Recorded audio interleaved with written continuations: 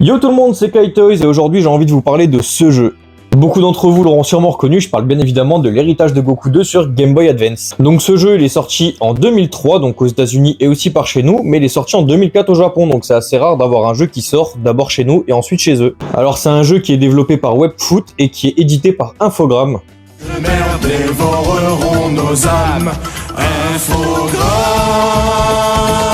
Et ben non, pas cette fois, parce que le jeu est excellent. Donc on peut y incarner Goku, Gohan, Piccolo, Vegeta, Trunks et Satan, si j'en ai pas oublié un, normalement c'est ok. Et le jeu se déroule entre la fin de l'arc Namek et la fin de l'arc Cell. Et si on regarde bien, on peut remarquer que Gohan garde sa tenue de la salle de l'esprit et du temps alors qu'il est en Super Saiyan 2 contre Cell, ce qui n'est pas le cas dans l'anime ni dans le manga d'ailleurs. Ce qui est sympa, c'est qu'on retrouve un parallèle entre le film, donc l'histoire de Trunks, et la trame principale, parce que le jeu débute avec Mirai Gohan et Mirai Trunks qui s'entraînent pour affronter les cyborgs, et ce que j'ai trouvé super ingénieux, c'est que ça fait office de didacticiel en fait. Pour le principe du jeu, c'est assez simple, donc on retrace tout l'arc Cell en faisant monter de niveau nos personnages afin de passer certaines portes pour avancer en l'histoire, et ces fameuses portes peuvent aller jusqu'au niveau 50, donc correspondant au niveau max des personnages. Et derrière ces fameuses portes au niveau 50, donc chaque personnage aura un boss inédit secret, qui sont souvent les ennemis de base du jeu, mais avec un skin différent et qui est aussi beaucoup plus puissant. Et ce que j'apprécie aussi avec ce jeu, c'est qu'on peut en apprendre beaucoup sur Dragon Ball, donc on débloque dès le début du jeu un détecteur qui nous permet de scanner tous les personnages environnants et d'en apprendre plus sur eux avec une petite histoire et un petit peu des informations sur ces personnages. Mais au-delà des boss du niveau 50, des boss du jeu, donc de l'histoire principale, on va retrouver également des quêtes annexes. Dans cette quête annexe, on peut affronter Cooler, et ça c'est vraiment super cool qu'ils y aient pensé. Et en parlant de combat, dans l'Atrium, donc la salle d'entraînement de la Capsule Corporation, vous pourrez affronter toute la Z-Team pour augmenter en niveau et également gagner des capsules pour améliorer vos personnages.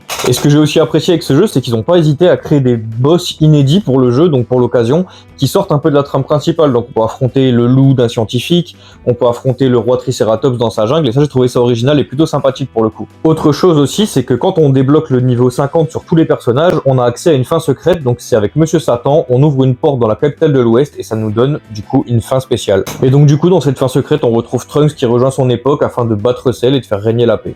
Voilà, donc j'espère avoir pu te faire découvrir ce jeu ou te le faire redécouvrir. En attendant, si la vidéo t'a plu, n'hésite pas à liker, à t'abonner et moi je te dis ciao.